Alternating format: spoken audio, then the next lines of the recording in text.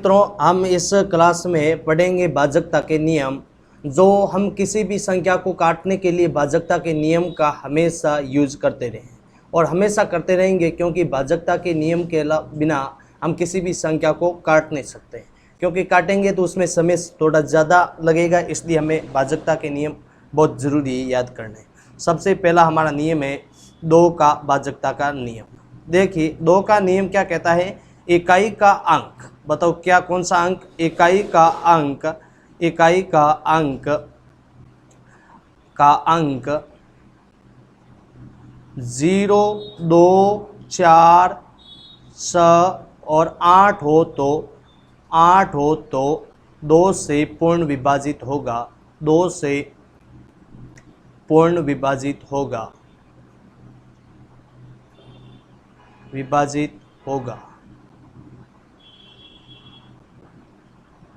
जैसे एग्जाम्पल देखिए, जैसे मैंने लिख दी 2, 4, 6। अब देखो इसमें इकाई का अंक क्या है, 6, इसका मतलब इसमें 2 का पूरा पूरा भाग जाएगा। 3, 4, 6, इसके इकाई का अंक बताओ क्या है, 6, तो पूरा पूरा भाग जाएगा। 8, 2, 0, बताओ इसके इकाई का अंक बताओ क्या है, 0, इसका मतलब इसके अंदर पूरा पूरा भाग जाएगा। ये कोई भी 0, 2, 4, 6, 8 होगा तो हमेशा 2 से पूर्ण विभाजित होगा, इकाई का अंक होगा। तो आगे वाला नियम 3 का नियम, 3 का भाजकता का नियम देखिए, सभी अंकों को जोड़ने पर यदि 3 के गुणज में होगा तो 3 से पूर्ण विभाजित होगा। सभी अंकों को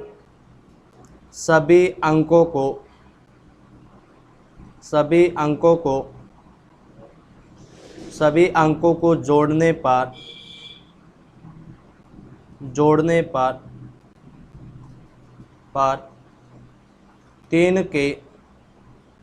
3 के गुणज में हो तो 3 से पूर्ण विभाजित होगा, पूर्ण विभाजित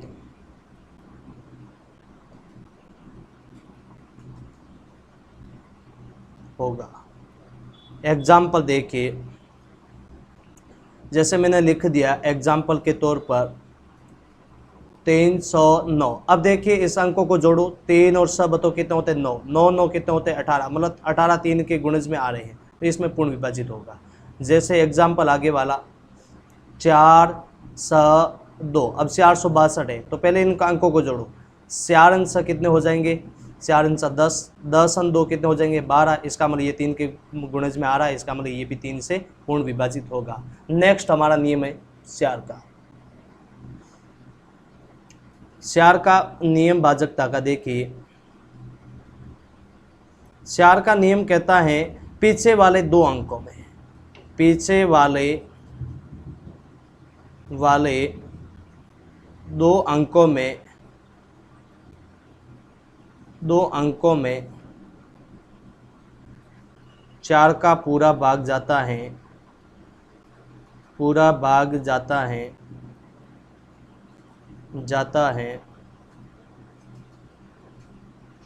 तो 4 से पूर्ण विभाजित होगा, 4 से पूर्ण विभाजित होगा। एग्जाम्पल के तौर पर देखिए, जैसे मैंने लिखा 567, तो इसमें एक पीछे वाले 2 अंक क्या है, 67, इसके अंदर 4 का भाग जा रहा है, इसका मतलब इसके अंदर पूरे 567 के अंदर 4 का भाग जाएगा। जैसे मैंने लिख दिया 312, पीछे वाले 2 अंकों के अंदर 4 का भाग जा रहा है, इसका मतलब इसमें पूरा पूरा भाग जाएगा। जैसे मैंने लिख दिया 316, इसका मतलब पीछे वाले 2 अंकों में जा रहा है, इसका मतलब पूरा पूरा जाएगा। जैसे मैंने लिख दिया 732, पीछे वाले 2 अंकों में 4 का भाग जा रहा है, इसका मतलब पूरा पूरा भाग जाएगा। आगे वाला क्वेश्चन देखिए, आगे नियम हमारा है 5 का भाजकता का नियम।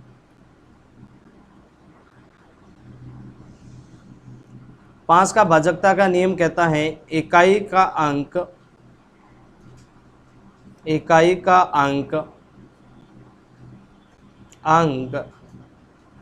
0 या 5 हो तो हो तो 5 से पूर्ण विभाजित होगा, विभाजित होगा, होगा। देखिए एग्जाम्पल के तौर पे जैसे मैंने लिख दिया 710, इसके इकाई का अंक बताओ क्या है 0, इसका मतलब इसके 5 का पूरा पूरा भाग जाएगा। जैसे मैंने लिख दिया 795, इसका इकाई का अंक बताओ क्या है 5, तो इसका मतलब इसके अंदर 5 का पूरा पूरा भाग जाएगा। मैंने लिख दिया 310, इसका इकाई का अंक बताओ क्या है 0, इसका मतलब इसके अंदर पूरा 5 का भाग जाएगा। मतलब इकाई का अंक 0 या 5 होगा तो बताओ किससे पूरा भाग जाएगा, 5 से पूर्ण विभाजित होगा। आगे वाला नेक्स्ट नियम देखिए, स का नियम देखिए, स का नियम।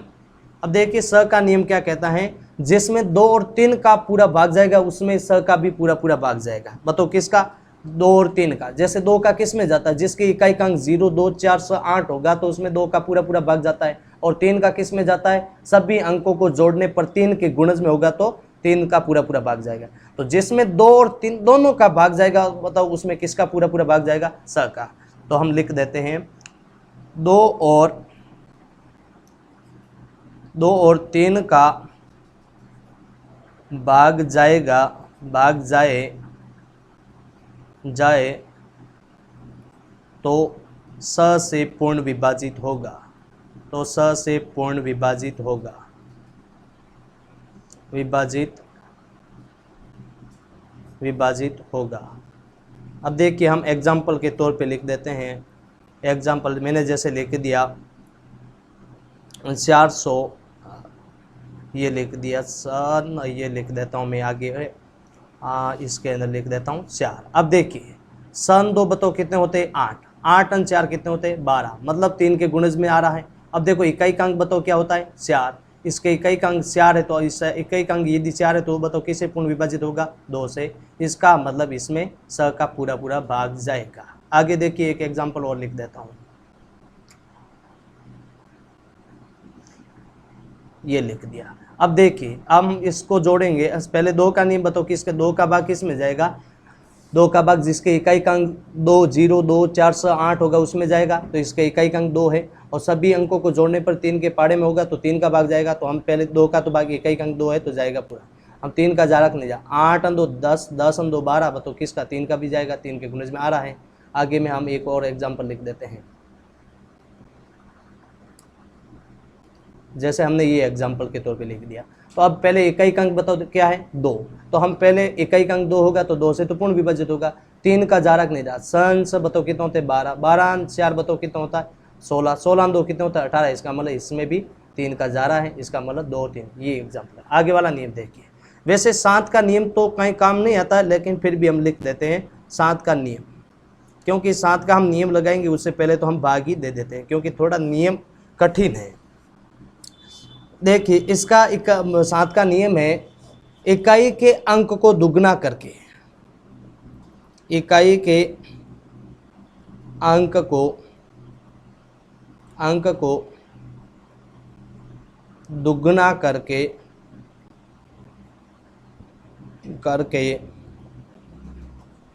शेष संख्या में घटाने पर 7 का भाग जाए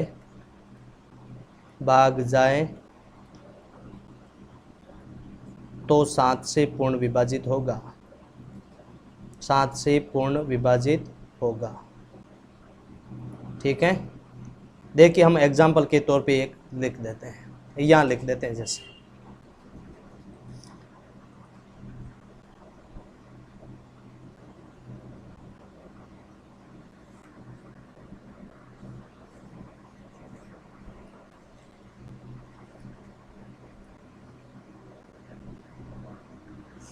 तो हमने क्या लिखा है, इकाई को अंक को दुगना करके शेष संख्या में, जैसे मैंने लिख दिया एग्जाम्पल के तौर पर 343। अब देखिए इसमें इकाई का अंक क्या है स, अब इसको दुगना करो, स को हम 2 से गुणा करेंगे कितना हो जाए, नहीं इकाई का अंक है 3, 3 को दुगना करेंगे तो हो जाएगा स, और पीछे शेष संख्या क्या बची 34। इसमें से हम स घटाएंगे, पीछे कितने बचेंगे 28। बताओ ये 8 7 से भाग जा रहा है कि नहीं जा रहा। इसका मतलब इकाई के अंक को दुगना करके शेष संख्या में घटाने पर यदि 7 का भाग जाएगा तो 7 से पूर्ण विभाजित होगा। आगे वाला नेक्स्ट नियम, 7 के बाद में हमारा नियम आता है 8 का नियम। 8 का नियम जो जैसे हमने 4 का नियम पढ़ा था, पीछे वाले दो अंकों में यदि 4 का भाग जाए तो 4 से पूर्ण विभाजित होगा। उसी तरह 8 का नियम कहता है पीछे वाले 3 अंकों में यदि 8 का भाग जाए तो 8 से पूर्ण विभाजित होगा। तो हम लिख देते हैं पीछे वाले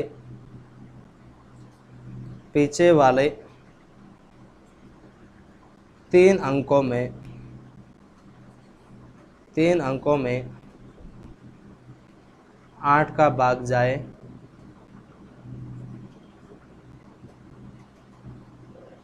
तो 8 से पूर्ण विभाजित होगा।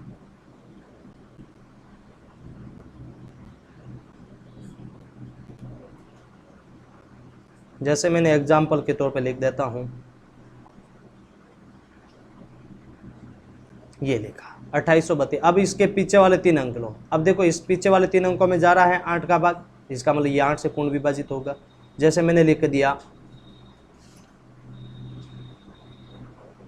3168। अब देखो पीछे वाले 3 अंक, ये पीछे वाले 3, इसमें 8 का भाग जा रहा है, इसका मतलब ये पूरा 8 का भाग इसमें पूरे में जाएगा। आगे वाला नियम देखिए हम,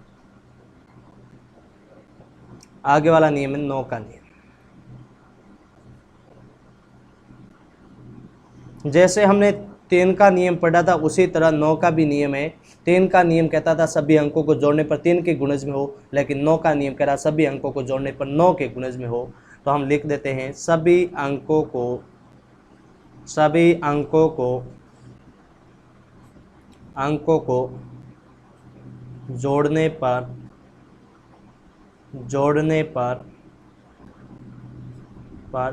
जोड़ने पर 9 के गुणज में हो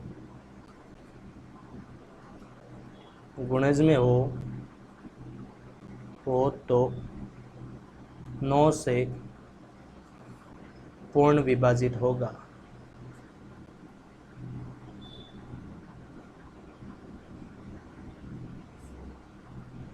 जैसे मैं एग्जाम्पल के तौर पे लिख देता हूं, जैसे मैंने लिख दिया, ये लिखा। अब देखिए इन सभी अंकों को जोड़ो, 1 और 8 बताओ कितने होता है 9। 9 में 0 जोड़ोगे 9, तो इसका मतलब ये 9 के गुणज में आ रहा है, 9 जोड़ने पर 9 हो रहे। जैसे मैं एक और लिख देता हूँ, जैसे मैंने लिखा 2763। अब इस सभी अंकों को जोड़ो, 2 और 7 बताओ कितने होते हैं 9। 9 और 7 बताओ कितने हो जाएंगे 15। 15 और 3 कितने हो जाएंगे 18, मतलब 18 3 के गुण 9 के गुणज में आ रहा है, इसका मतलब इसमें भी 9 का भाग जाएगा। आगे वाला नियम देखिए 10 का नियम। 10 का नियम कहता है इकाई का अंक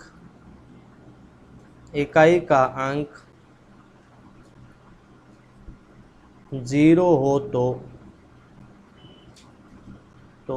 तो 10 से पूर्ण विभाजित होगा।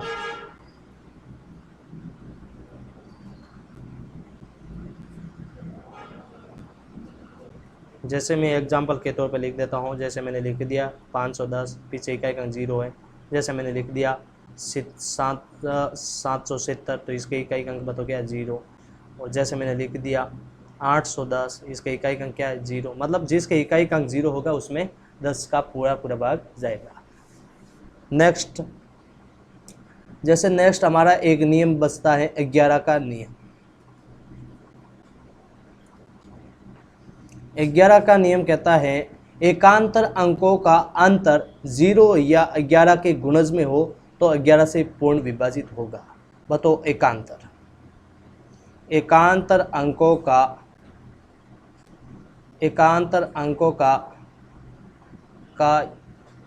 अंतर 11 के गुणज में हो, 11 के गुणज में हो तो 11 से पूर्ण विभाजित होगा। 11 के गुणज में हो या अंतर अंतर 11 के गुणज 0 या 11 के गुणज, या अंतर 0 भी हो सकता है या 11 के गुणज में हो तो 11 से पूर्ण विभाजित होगा, पूर्ण विभाजित होगा। जैसे मैं लिख देता हूं, मैंने लिख दिया 1331। अब देखिए एकांतर का मतलब क्या होता है, जैसे हम छोटे सी अवस्था में खेलते थे खो खो खेल, वो क्या होता था, एक को छोड़ के दूसरे को खो देते थे, यही होता था ना वह खेल। जैसे 1 और 3 जोड़ेंगे बताओ कितना हो जाएगा 4, और 3 और इसको 1 को जोड़ेंगे कितना हो जाएगा 4, बताओ 4 में से 4 गया पीछे कितना बचा 0। तो मैंने क्या लिखा, एकांतर अंकों का अंतर या तो 0 होना चाहिए या 11 के गुणज में हो, तो बताओ किसका पूरा पूरा भाग जाएगा, 11 से पूर्ण विभाजित होगा। जैसे मैं एक और एग्जाम्पल के तौर पर लिख देता हूँ, जैसे मैंने लिखा 7 स, और यहाँ लिख देता हूँ 2, और यहाँ लिख देता हूँ 2, और यहाँ लिख देता हूँ फिर से 2, और यहाँ लिख देता हूँ 3। अब देखिए हमें एकांतर है, एकांतर का मतलब 1 को छोड़ो, फिर 1 को छोड़ो, फिर आगे वाला। अब देखिए इससे आगे तो कुछ नहीं, 7 अन बताओ, 7 अन 2 कितने हो जाएंगे 9, 9 में 2 जोड़ोगे कितना हो जाएगा 11। अब इसी तरह इसमें स में 2 जोड़ोगे कितना हो जाएगा 8, 8 में 3 जोड़ोगे कितना हो जाएगा 11।